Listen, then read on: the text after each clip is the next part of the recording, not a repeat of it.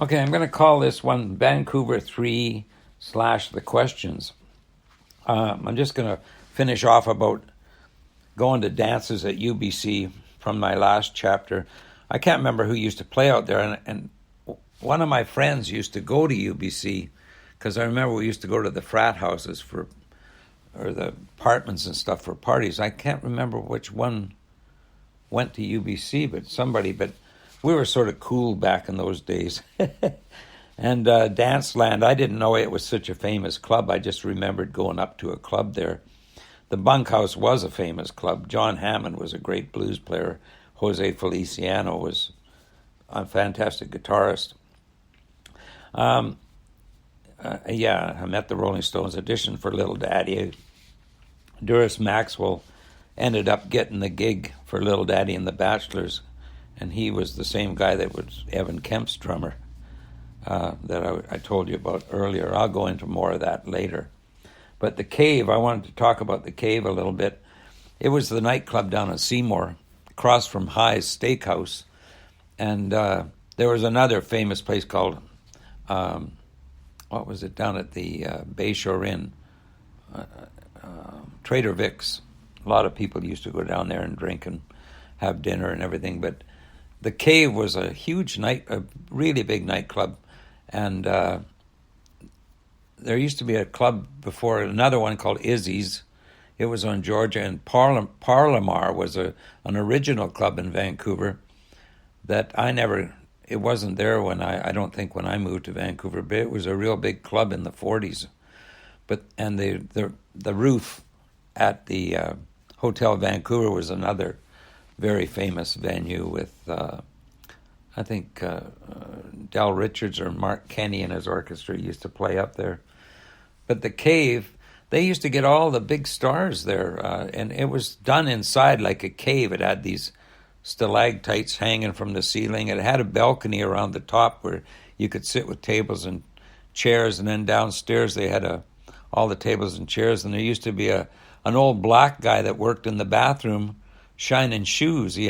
When you walked in the bathroom, there was a little part there that was separate from the toilets and the urinals, and he would do shoe shine stuff, like the olden days. What a place to work. Anyway, I saw, like I said, I saw Wayne Newton. Wayne Newton used to have his brother in the band then, and I saw Buddy Rich with a band, and I saw Jerry Lee Lewis, and I think Ray Charles there. I forget who else I would have seen there, but Mitzi Gaynor used to be there a lot too, but I never went and seen her. Okay, so when I was in Vancouver, I was, of course, interested in music, and that's when I started wanting to play music again. I don't know if I still had my first set of drums from Sycamoose. I don't even know what make they were, but this set of drums, I went and bought a set of Ludwig drums, and Frank Babakayev, who had been in Sycamoose and been in the High Fives and the Shadracks, he was in Vancouver working out at Ioko, and I think I actually went into some of this before, but I'm just doing it again in case I forgot. And he used to grease the underneath there, had asbestos, and he died of mesothelioma years and years and years later. But anyway, he lived out in Port Moody somewhere, and we got together and started getting this band together. The band had Rick McCarty singing lead, Frank Babakayev on guitar, me on drums, Dave Rougeau on saxophone, and Rick Coleman on piano. And we used to rehearse out at Rick's in Port Moody. And I remember, we used to go around in, I don't know how much I got about this. We used to go around in those days. Me and Frank used to hang out together. So we'd go to the Jubilee Hall in Burnaby. They had bands, and we'd watch bands. I remember some tough guys chased us all the way back to New Westminster one night, and they were going to beat us up or something. I can't remember. Everybody drank a lot in those days and drove around. Then there was the Groove Yard. It used to be the Hollywood Bowl. in New Westminster. Went there a few times. They had huge bouncers there. That place was rough. New Westminster used to be really a rough town. A lot of, I guess, fishermen, loggers, who knows. And there was a little Chinese restaurant, pill popping restaurant, where they used to buy drugs. And I think I mentioned all this. I used to go to the land registry office there. I think I already did a chapter on all this. But anyway, I'm going to do it a bit again. So one of the things I did when I was working for Department of Highways, I used to go to the land registry office in New Westminster. Riley's, I think it's called. The printing office was Riley's, but the land registry had all these old plans that were really done by fantastic draftsmen from, like, that, you know, they printed like, their handwriting was like English style. It was beautiful works of art. I remember once I cut the plan wrong over when Department of Highways, it was about 6 inches short on about a 30-foot plan. I was scared of my boss finding out what I did. And when we got it, I used to be hung over when I was working at the Department of Highways. I'd pretend I was doing my cross sections, and I'd sort of slip off to sleep, but the pencil would go make a mark on the paper. I'd have to erase it. I think I went through all this before. I just did, yeah. Riding with my old boss, Norm, was scary. But I think I did all this before. So talked about the Chinese restaurant. Okay, I bought the Ludwig drums. We got the questions going. I'm getting a little sidetracked here. The questions, I can't remember all the dances we played, but we recorded at CKNW. We did 2 songs, Road to Yesterday and Set Each Other Free, which are on YouTube. If you look up Richard Stepp, the questions. And we played, we won the Battle of the Bands, I think, 1965 or 1966 at the PNE. We were a good band, because Rick McCarty, the lead singer, went on to be lead singer for the Northwest Company. He was a good frontman. We played at where the Shadbolt Center grounds are. They had an SFU frat house. It was called a Kirpley House. It was a big mansion that was built by the Kirpley family. And a long time ago, when the SFU guys had a frat house, I remember playing a big party in there with the questions. Tony, my friend, Tony O'Regan, painted a whole bunch of pictures of the at the Shadbolt Center of the olden days with ghosts and stuff in, and there's a band in there he said was going to be our band, but I don't know if it is. And I remember in those days my dad was getting pretty sick, so he came to the Shaughnessy Hospital quite a bit. He was really, really too bad. My mom really stuck with him right to the end. She was a wonderful person. And we'd go to the hospital to visit him, and he'd get a piece of pie for 25 cents and a milkshake for cheap as heck. And then when I was still in Vancouver, it was 1966, January 18th. My dad died, and I was still in Vancouver. And Lynn, my cousin Lynn Cadden, had been babysitting him while my mom was out somewhere, and she went back, and he'd fallen over in the bedroom and had a heart attack, but he'd been having to breathe oxygen for a long time.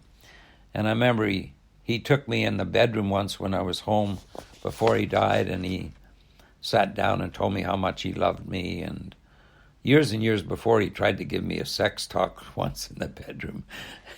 It was so awkward. But anyway, he took me in and told, he knew he was going to die, and he told me how much he loved me and everything like that. He had a lot of faults, but, him and Donna never got along. And I heard stories about him going after Donna a little bit. Because he didn't think she was his daughter. He was mean to her. But he was always nice to me, and I hate to think of him that way. But anyway, that's the world. I remember he had a bayonet and an old gas mask from the Second World War. I wish I still had them. But he died, and there was a big funeral up in Sycamoose. A lot of people liked him in Sycamoose. I remember going to the funeral, but I don't remember much about it. I guess I probably cried and everything else, or maybe I didn't because trying to be brave, you know. But anyway, at that time I was down in Vancouver. Arlene Beswick was down here. And you know what? I was about 18 and I still hadn't actually been fucked. I cut close lots of times and screwed around lots of times, but I never actually stuck it in, you know. I'm getting a little detailed. It's going to be into my sex chapter, but I remember parking with Arlene. We were drinking out where the old Boundary and Kingsway is. There used to be a bush there where the BC Tel is now, and people used to park in there. I had my 64 Chevy. We went in there, and I moved over to the passenger seat, and she took off her pants and sat on top of me, and bango, there it went. That was my first one. I'll do that later, but anyway. Too much information probably for my kids, but who cares? They went through the same thing. And I remember parking in a gravel pit once somewhere in Haney and screwing around out there too. Anyway, I met Norma Gurley back then. Actually, I got her virginity, but she was the Teen Town president up in Kelowna originally, and she was also the first girl years later that I ever smoked pot with. I never smoked pot until I met her. She gave me a couple of puffs. I think this was after I came back from New Zealand, because I didn't smoke pot before I went to New Zealand. I didn't smoke pot in New Zealand either, so it was when I came back. I remember taking my 64 Chevy home to Sycamoose a few times. It was such a nice car to drive. And I remember spinning out in the Fraser Canyon. I went around, I did 2 complete circles on the ice in that car. Coming back home, boy, I was lucky there wasn't a big truck coming. And I remember I remember riding along. This probably should go into my other sex chapter, but I remember me and Frank, was it Rick McCarty and somebody, and maybe Frank and somebody, and me and somebody were riding along in a car dating.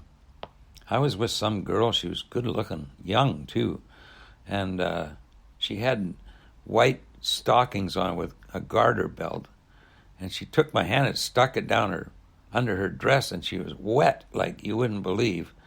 Holy God, that car, all these people in there smelling like sex. Anyway, that's another story. I used to date a girl in Millardville named Angel Camo. She was a real beauty too, but I don't know what we never did anything, I don't think. And I remember me and Rick McCarty used to drive around, take our cars across the border. Back in those days, you could go and drink. We used to go down to Blaine drinking all the time. They had bans on Sundays. You couldn't drink in Vancouver, so you could go down across the border and drink on Sundays. So all the Canadians used to go down to Blaine and Sumas and drink down there, and then drive back home, bring beer back. And the border guards were so easy back in those days. And they had the Seaview in Blaine had porn movies. I saw Deep Throat there. All the guys used to take their girlfriends there trying to get them horny. I remember one time Rick McCarty and I came back we used to go down and go into the graveyard down in the States because the cops never come in there. We'd sit and drink, sit in the car and get drunk, you know, and then drive back home, good Lord. But I remember the cop one time getting on Rick's case because he had a nervous habit of sniffing, you know, like that a lot. And I guess the cop thought he'd been doing cocaine or something, but we didn't see much cocaine around those days. But I used to talk about traveling while I was working. The questions, I can't remember too much more about the questions, doing dances and stuff, except what I said already. If I do, I'll do it on a different chapter. But I remember when I was working Department of Highways, Neil and I would sit around talking for, about traveling, and we decided we were going to go travel around the world. Now, we're just friends, so, it's not like, even though that episode happened when I was a young kid. But anyway, we used to talk about traveling, and he decided we were going to save our money up and travel around the world. And so I thought that's a good idea, so someone to go with, because he was an interesting guy. Gee, it sounds like he was my partner, but he wasn't. Anyway, we used to sit and get drunk and talk about traveling. So I started saving my money up, and he was going to do it too. And so I save all my money. He says he's going to go, and then Frank, the questions broke up because Frank Babakayev decided he wanted to move to New Zealand and travel too. We all wanted to travel. We were all around 20 years old, 19 years old, or 18, I guess, or something. Because I'd worked at the Department of Highways for a couple of years by then, 64 to 66 or 7.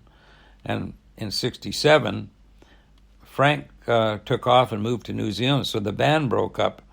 And then, so I started saving my money, and then I moved into the Cecil Hotel in North Van, moved out of Finlayson's place because I didn't have to pay rent over in North Van. They had you could get free rent for a location branch. Was a branch that was supposed to be moving around, so they paid you living out allowance. I used to get an extra $200 a month or something like that for living out allowance. So I started stashing all my money away.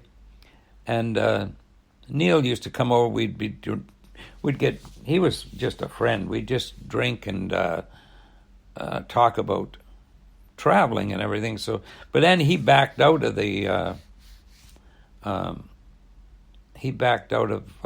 traveling.